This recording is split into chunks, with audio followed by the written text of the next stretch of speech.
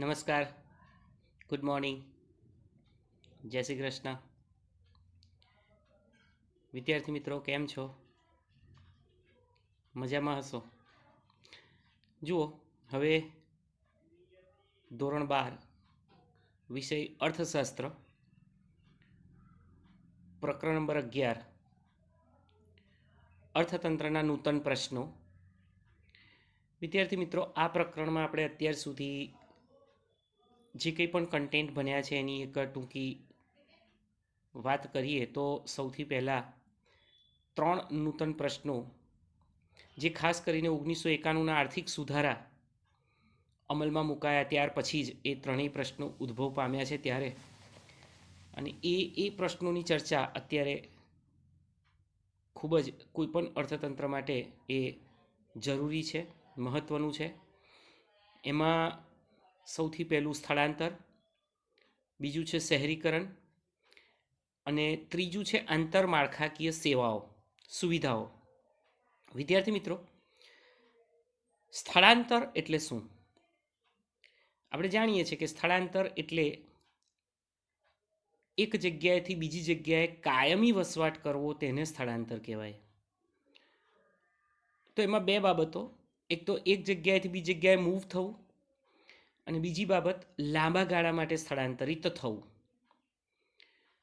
સ્થળાંતરની વિશેષ શાસ્ત્રીય રીતે વ્યાખ્યા, અર્થ, ખ્યાલ આપણે ભણ્યા. સ્થળાંતરના પ્રકારો જે 3 માર્ક્સની એક શોર્ટ નોટમાં પૂછાય છે, અને તે છે આંતરિક સ્થળાંતર, આંતરરાષ્ટ્રીય સ્થળાંતર અને આકર્ષણ અને અપાકર્ષણ સ્થળાંતર. વિદ્યાર્થી મિત્રો, આંતરિક સ્થળાંતર એટલે દેશની ભૌગોલિક સરહદોની અંદર જુદા જુદા રાજ્યો, રાષ્ટ્રો, રાજ્ય વચ્ચે, પ્રદેશો વચ્ચે, એક જ રાષ્ટ્રમાં જુદા જુદા પ્રદેશો વચ્ચે થતું સ્થળાંતર એટલે આંતરિક સ્થળાંતર. અને આંતરરાષ્ટ્રીય સ્થળાંતર એટલે એક દેશમાંથી બીજા દેશમાં, એક રાજ્યમાં, એક રાષ્ટ્રમાંથી બીજા રાષ્ટ્રમાં થતું સ્થળાંતર એટલે આંતરરાષ્ટ્રીય સ્થળાંતર. દાખલા તરીકે ભારતથી કેનેડા, ન્યૂઝીલેન્ડ, ઓસ્ટ્રેલિયા, અમેરિકા જે પરમનન્ટ રેસિડેન્સી વિઝા મેળવી અને લોકો સ્થળાંતરિત થાય છે તેને આપણે આંતરરાષ્ટ્રીય સ્થળાંતર તરીકે ઓળખીએ છીએ. આકર્ષણ સ્થળાંતર એટલે ગ્રામીણ વિસ્તારનો જે ધનિક વર્ગ છે એ ધનિક વર્ગ શહેરી જીવનશૈલી જે છે, lifestyle of city, urban area, એનાથી આકર્ષાઈને, જેવી કે આરોગ્યની સુવિધા હોય, શિક્ષણની સુવિધા હોય, આંતરમાળખાકીય સુવિધાઓ હોય, એનાથી આકર્ષાઈને એ સ્થળાંતર કરે છે ગ્રામીણ વિસ્તારમાંથી શહેરી વિસ્તારમાં. તો એને આપણે આકર્ષણ સ્થળાંતર કહીશું. અને અપાકર્ષણ સ્થળાંતરમાં વિદ્યાર્થી મિત્રો, ગ્રામીણ વિસ્તારમાં કોઈ પણ રોજગારી મેળવવાની કોઈ તક ન હોવાને કારણે ફરજિયાતપણે કુટુંબના સભ્યો દ્વારા જે તે સભ્યને શહેર તરફ ફરજિયાતપણે મોકલવામાં આવે તેને આપણે અપાકર્ષણ સ્થળાંતર કહીએ. એને આપણે પુશ ફેક્ટર અંગ્રેજીમાં કહીશું, અને આકર્ષણ સ્થળાંતરને પુલ ફેક્ટર કહીશું. તો આ 3 માર્ક્સનું એક્ઝામ્પલ સાથે, દાખલા, દલીલ, ઉદાહરણ સાથે તમે લખો તો એ 3માંથી 3 માર્ક્સ મળવાપાત્ર છે. ત્યારબાદ આપણે સ્થળાંતરના કારણો ભણ્યા, સ્થળાંતરની અસરો ભણ્યા. સ્થળાંતરના કારણોમાં પણ આપણે જોયું આર્થિક કારણો, સામાજિક કારણો, અન્ય કુદરતી પરિબળો. એ સિવાય સ્થળાંતરની અસરોમાં હકારાત્મક અસર અને નકારાત્મક અસર. વિદ્યાર્થી મિત્રો, એમાંથી સ્થળાંતરની નકારાત્મક અસરો જે છે એ મોસ્ટ ઇમ્પોર્ટન્ટ છે અને ખૂબ જ ઉપયોગી છે. એ બિલકુલ પરીક્ષાલક્ષી છે અને બોર્ડમાં એ વારે ઘડીએ પૂછાયેલો પ્રશ્ન છે, સ્થળાંતરની નકારાત્મક અસરો, જે આપણે ગયા સેશનમાં એની ચર્ચા કરી. આજે આપણે ભારતીય અર્થતંત્રનો નૂતન પ્રશ્ન નંબર 2 એની ચર્ચા કરીએ છીએ. અને એ નૂતન પ્રશ્ન એટલે શહેરીકરણ, અર્બનાઇઝેશન. વિદ્યાર્થી મિત્રો, શહેરીકરણ એટલે અંગ્રેજીમાં અર્બનાઇઝેશન. ગ્રામીણ વિસ્તારમાંથી મોટો વર્ગ શહેરી વિસ્તારમાં, પર્ટિક્યુલર શહેરમાં જ જે વસ્તીનો મોટો વર્ગ સ્થળાંતર પામે છે એને આપણે શહેરીકરણ કહીએ, અર્બનાઇઝેશન કહીએ. શહેરીકરણ એ આર્થિક વિકાસની પ્રક્રિયાનું જ પરિણામ છે. દેશ જેમ જેમ વિકાસ કરે છે, વિકાસની ગતિએ આગળ વધે છે, તેમ તેમ શહેરીકરણની પ્રોસેસ, પ્રક્રિયા એ વધતી જાય છે. આર્થિક વિકાસ થવાને કારણે ઔદ્યોગિક ક્ષેત્રે આંતરમાળખાકીય સેવાઓ એનો વિકાસ અને વિસ્તાર થાય છે. એટલે કે રસ્તા, વીજળી, સંદેશા વ્યવહાર, વાહન વ્યવહાર, આ બધાનો વ્યાપ વધે છે, વિકાસ વધે છે, વિસ્તાર વધે છે. અને એટલે જ કૃષિ વિભાગમાંથી શ્રમની હેરફેર ઉદ્યોગ અને સેવા વિભાગ તરફ થાય છે. વિદ્યાર્થી મિત્રો, આ ઉદ્યોગ અને સેવા વિભાગ જે છે એ કોઈ પણ અર્થતંત્રની આધારશિલા છે. અહીંયા 3 ક્ષેત્ર કોઈ પણ દેશમાં, કોઈ પણ રાષ્ટ્રમાં આધાર સ્તંભ છે. આપણે જાણીએ છીએ પ્રાથમિક, દ્વિતીય અને તૃતીય. પ્રાથમિક એટલે કૃષિ, દ્વિતીય એટલે ઉદ્યોગ અને તૃતીય એટલે સેવા. તો જેમ જેમ આર્થિક વિકાસ વધતો જાય છે, તેમ તેમ ઔદ્યોગિક ક્ષેત્રે અને આંતરમાળખાકીય સેવાઓ એનો વિકાસ અને વિસ્તાર જેટલો વધતો જાય છે, એટલા પ્રમાણમાં જે ગ્રામીણ વિસ્તારમાં કૃષિ ક્ષેત્રે રોકાયેલા શ્રમિકો છે, એ શ્રમિકો એમના શ્રમની હેરફેર થાય છે અને તે ઉદ્યોગ અને સેવા વિભાગ તરફ થાય છે. એટલે ગ્રામીણ વિસ્તાર છોડીને તે લોકો શહેરમાં ઉદ્યોગો જે છે, શહેરની આસપાસ એવા ઔદ્યોગિક ક્ષેત્રે અને સેવાકીય ક્ષેત્રે જોડાય છે. અને આ મુખ્ય કારણ છે કે શહેરીકરણની પ્રક્રિયાને વેગ મળે છે. શહેરીકરણની પ્રોસેસ ફાસ્ટ થાય છે અને મોટાભાગના ગ્રામીણ વિસ્તારના લોકો શહેરમાં સ્થળાંતર કરે છે. શહેરીકરણનો અર્થ સામાન્ય અર્થમાં એવું કહેવાય, ત્યાં અંડરલાઈન કરજો, ગ્રામ્ય વિસ્તારમાંથી શહેર વિસ્તારમાં થતા વસ્તીના સ્થળાંતરને શહેરીકરણ કહે છે. ગ્રામ્ય વિસ્તારમાંથી શહેરી વિસ્તારમાં થતા વસ્તીના સ્થળાંતરને શહેરીકરણ કહે છે, અર્બનાઇઝેશન. અહીંયા તમે ધ્યાન રાખજો, એક જ દિશામાં થતું સ્થળાંતર. કઈ દિશામાં? ગામડા તરફથી શહેર તરફ. શહેરીકરણ એ એક એવી સામાજિક આર્થિક પ્રક્રિયા છે, it's a socio economic process, કે જેનાથી કોઈ એક વિસ્તારની વસ્તીનું પ્રમાણ ખૂબ વધી જાય છે અને એક જ જગ્યાએ કેન્દ્રિત થાય, સેન્ટ્રલાઇઝ થાય, જે ફાઇનલી એક નગરમાં કે શહેરમાં પરિણમે. હવે આ ખ્યાલને નગર કે શહેરના વસ્તીના સ્તરના કેન્દ્રીકરણ તરીકે પણ એને અર્થઘટિત કરી શકાય. શું થયું? તો કે ગ્રામીણ વિસ્તારની મોટાભાગની વસ્તી શહેરી વિસ્તારમાં એના છેવાડે કેન્દ્રિત થાય છે અને શહેરનો વ્યાપ વધતો જાય છે. આપણે શહેરીકરણનો ખ્યાલ સમજીએ ત્યારે એની સાથે સાથે શહેરીકરણની વ્યાખ્યા અને એમાંય શહેરની વ્યાખ્યા, નગર અથવા શહેર, એની વ્યાખ્યા ખૂબ જ અગત્યની છે.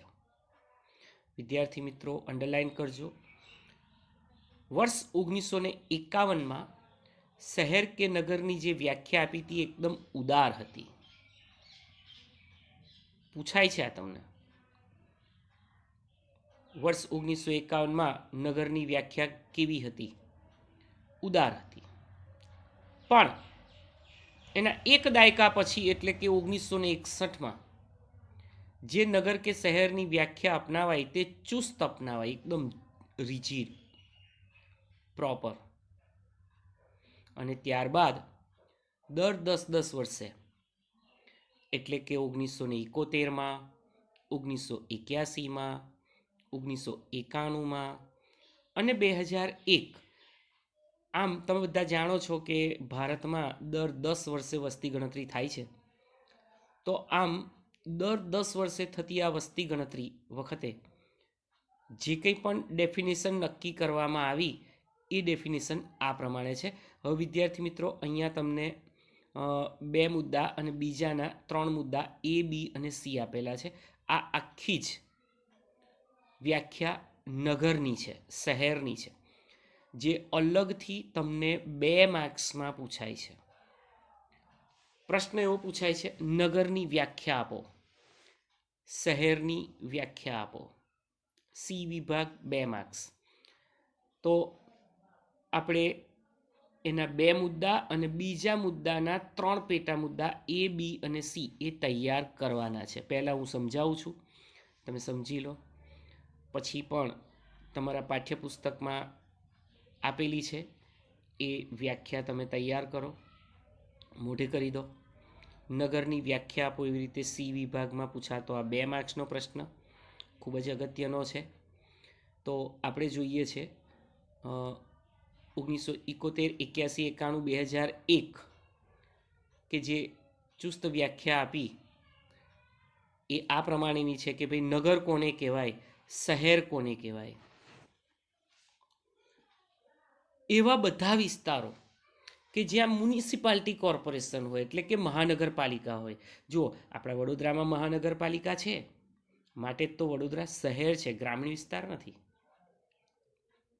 કેન્ટોનમેન્ટ બોર્ડ અથવા નોટિફાઈડ ટાઉન્સ એરિયા કમિટી. હવે આ નોટિફાઈડ ટાઉન્સ એરિયા કમિટી એટલે શું?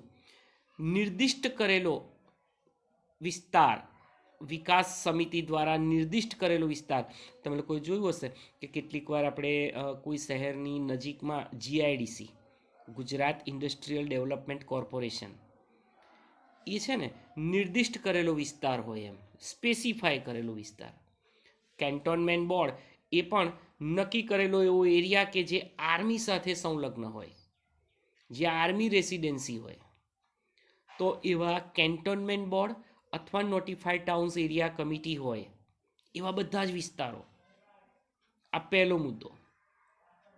બીજો મુદ્દો, એવા બધા અન્ય વિસ્તારો કે જ્યાં આ 3 માપદંડોનું પાલન થતું હોય. There are 3 criterias for the city area, for the urban, નગર માટેના 3 માપદંડોનું પાલન થાય. નંબર 1 એટલે કે એ મુદ્દો, 5000 કે તેથી વધુ વસ્તી હોય, મોર દેન 5000. એટલે કે જે તે શહેરની વસ્તી 5000 કે તેથી વધુ હોય, મોર દેન 5000. બી, 75% કે તેથી વધુ કાર્યશીલ પુરુષ વર્ગ, એટલે કે જે કામ કરી શકે તેવો પુરુષ વર્ગ, જેને સક્રિય શ્રમ કહેવાય આપણે. તો એવા કાર્યશીલ પુરુષ વર્ગ કૃષિ સિવાયના ક્ષેત્રમાંથી રોજગારી મેળવતા હોય. તમે લોકો જુઓ કે શહેરમાં વસવાટ કરતા લોકો, એમની રોજીરોટી એ મહદઅંશે કૃષિ સિવાયના ક્ષેત્રોમાંથી મળતી હોય છે. એટલે કે તેઓ નોકરી કરતા હોય, ધંધો કરતા હોય, વ્યવસાય હોય, પણ કૃષિ ક્ષેત્રે રોકાયેલા નથી હોતા. એટલે કૃષિ સિવાયના ક્ષેત્રોમાંથી તેઓ રોજગારી મેળવતા હોય. એવા 75%થી દર 100એ 75 જણ તમે જુઓ તો એ લોકો કાં તો નોકરી કરતા હોય, કાં તો ધંધો કરતા હોય, કાં તો વ્યવસાય કરતા હોય, પણ કૃષિમાં ન રોકાયેલા હોય. જ્યારે એનાથી ઓપોઝિટ ગામડામાં તમે જુઓ ને તો 90% લોકો એ કૃષિમાં જ જોડાયેલા હોય. જે 10%ની વાત કરીએ ને તો એ 10% અપ્સ એન્ડ ડાઉન કરી અને નગર વિસ્તારમાં નોકરી માટે જતા હોય કે અપડાઉન કરતા હોય, એટલે એ લોકોની ગણતરી ના આવે.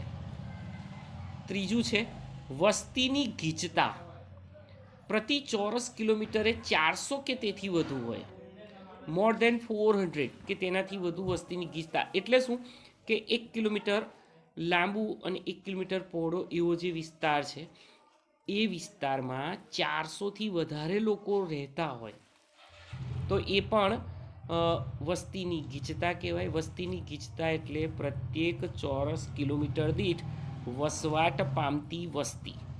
ફરીથી, પ્રત્યેક ચોરસ કિલોમીટર દીઠ વસવાટ પામતી વસ્તી, એને વસ્તીની ગીચતા કહેવાય, કે જે 400 કે તેથી વધારે હોય. તો આ આપણી વ્યાખ્યા હું ફરી રિપીટ કરું છું. એવા બધા વિસ્તારો કે જ્યાં મહાનગરપાલિકા અથવા મ્યુનિસિપાલિટી કોર્પોરેશન, કેન્ટોનમેન્ટ બોર્ડ અથવા નોટિફાઈડ ટાઉન્સ એરિયા કમિટી હોય. બીજું, એવા બધા વિસ્તારો કે જ્યાં નીચેના 3 માપદંડોનું પાલન થતું હોય. There are 3 ક્રાઇટેરિયાઝ. 1, 5000 કે તેથી વધુ વસ્તી. 2, 75% કે તેથી વધુ કાર્યશીલ પુરુષ વર્ગ કૃષિ સિવાયના ક્ષેત્રમાંથી રોજગારી મેળવતા હોય, એટલે કે બિન કૃષિ ક્ષેત્રે રોકાયેલા, આવું લખશો તોય ચાલશે. 75% વધુ પુરુષ વર્ગ બિન કૃષિ ક્ષેત્રે રોકાયેલા છે, બરાબર. પણ એમાં કાર્યશીલ લખજો, એટલે સક્રિય શ્રમનો પુરવઠો અહીંયા કામ લાગશે. અને ત્રીજું, વસ્તીની ગીચતા પ્રતિ ચોરસ કિલોમીટરે 400 કે તેથી વધુ હોય. વિશ્વમાં ઔદ્યોગિકીકરણને લીધે શહેરીકરણનું પ્રમાણ પણ વધ્યું. આ જ રીતે વિશ્વમાં ઔદ્યોગિકીકરણની પ્રક્રિયા જો ચાલુ રહીને, અંડરલાઇન કરજો, 2050 વર્ષ 2050 સુધીમાં, અંડરલાઇન, વિશ્વની 2/3 જેટલી વસ્તી એ શહેરમાં હશે. એટલે 3માંથી 2 ભાગની વસ્તી શહેરમાં હશે, અડધા કરતાં પણ વધારે, પોણા ભાગની વસ્તી.